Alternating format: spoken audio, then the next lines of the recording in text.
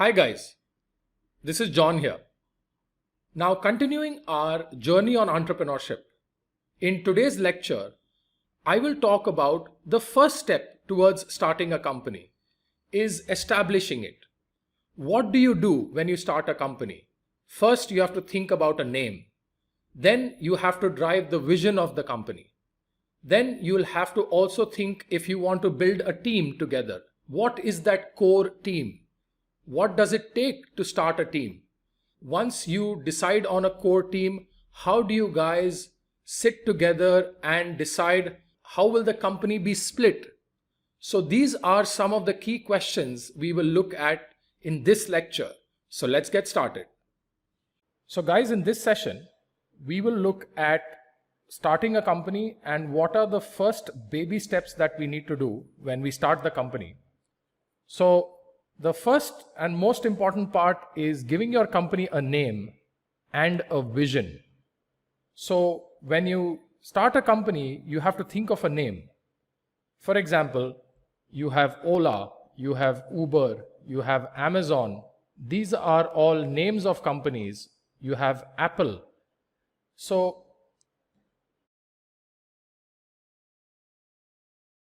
when you are naming your business, the first and most important point is keep the name short and easy to pronounce. This is very important, short and easy, so that it's easy to pronounce. So if you take Ola, Uber, Amazon, Apple, all these companies, the names are easy to pronounce and they are short. The second important aspect is it should be easy to remember. So if you know all these names that I just took, they are very easy to remember. So that is a second important tip for you to remember. The third is that think of a name that should not offend people. So don't think of a company called Robbers, right?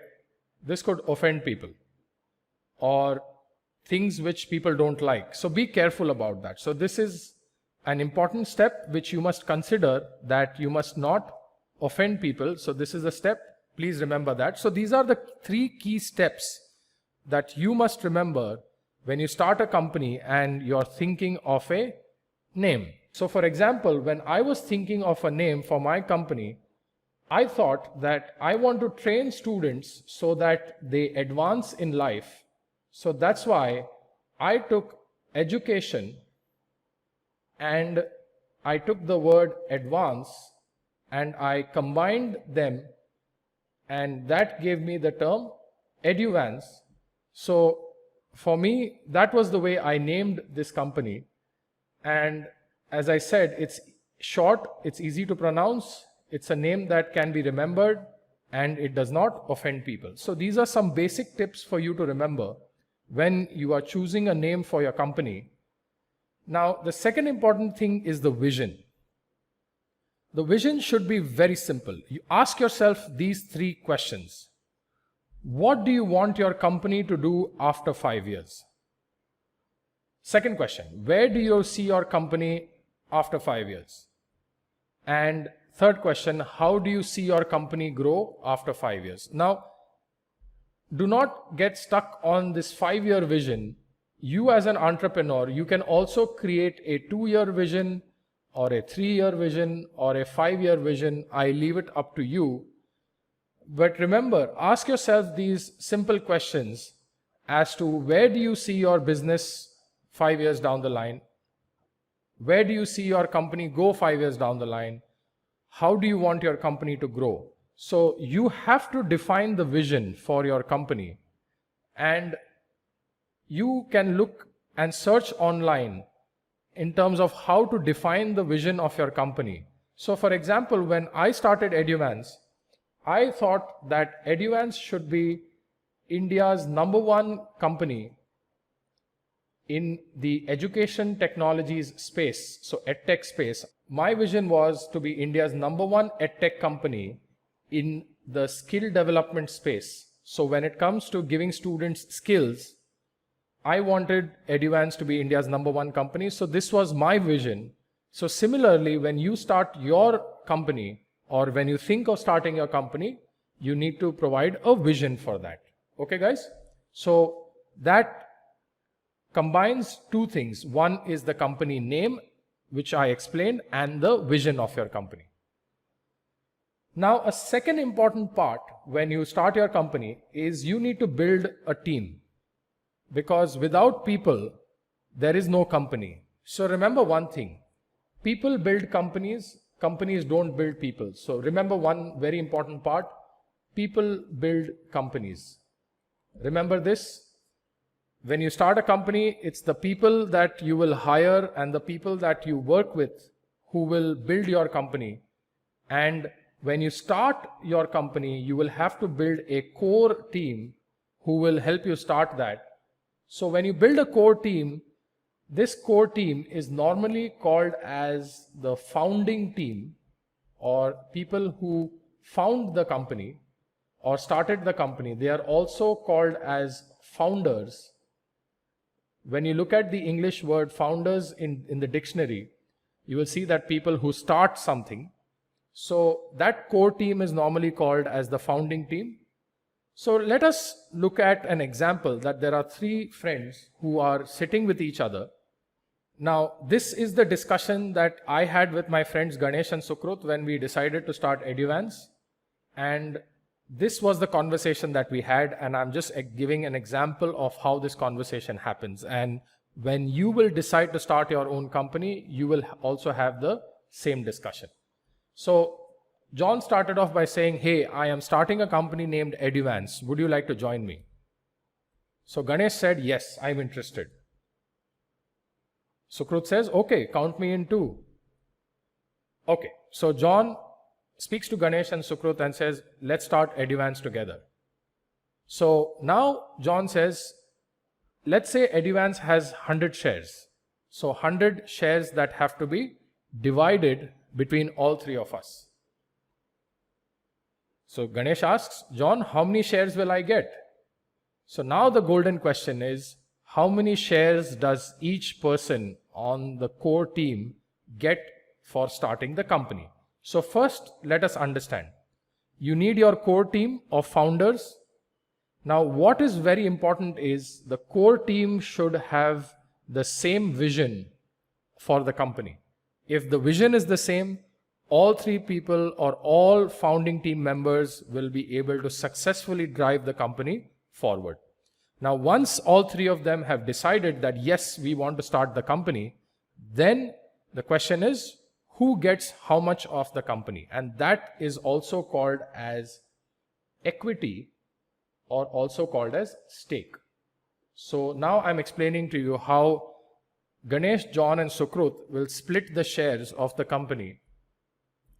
So let us say we've got Ganesh, John and Sukrut, and each of them have put equal money in the company. So let us say to start the company, you need some money. Without putting in money, you cannot start a company. So let us say all three of them, Ganesh, John and Sukrut, have put in an equal amount of money. And so when you decide the shares, when they put equal amounts of money, they get equal shares. Okay. Now, in a situation where John has put more money than Ganesh and Sukrut, so in that case, John will get more shares in the company versus Ganesh and Sukrut. And that is fair because John is putting more money here in this case, in the second case. So here, John will get more number of shares than Ganesh and Sukrut. So one very important factor while deciding the shares or the stake that each core team member will get as part of starting a company is how much money are they ready to invest in the company. So the more money you are ready to invest, it is fair that you will get more number of shares, and that's a simple rule. So that is called as stake. So let me give you an example. That let us say it will take 10 lakh rupees to start Eduvance, and in a situation where John, Sukrut and Ganesh, where each of them have put 3,33,333, all three of them have put the same amount, which if you total equals 10 lakh rupees, then John, Sukrut and Ganesh will each receive 33.33% shares or stake in the company. Now, in a situation where John has invested 5 lakh rupees and Sukrut has invested 3.5 lakh rupees and Ganesh has invested 1.5 lakh rupees, then in that case, John should receive 50% of the company shares, because 5 lakh rupees is 50% of 10 lakhs. So similarly, Sukrut will get 35% shares and Ganesh will get 15% shares. So the simple way of calculating is the total money needed to start the company and how much each person invests for that, and how much each person invests in that company will determine the amount of stake. So as I said, stake is the percentage that the person owns. So the normal question is, how much stake does John own in Eduvance? So in this case, John owns 50% stake in the company. So that's how you calculate stake.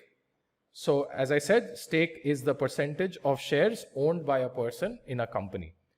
Now, why is this important? When you will start the company and you will have your core team, the core team has to decide how much stake each person has in the company.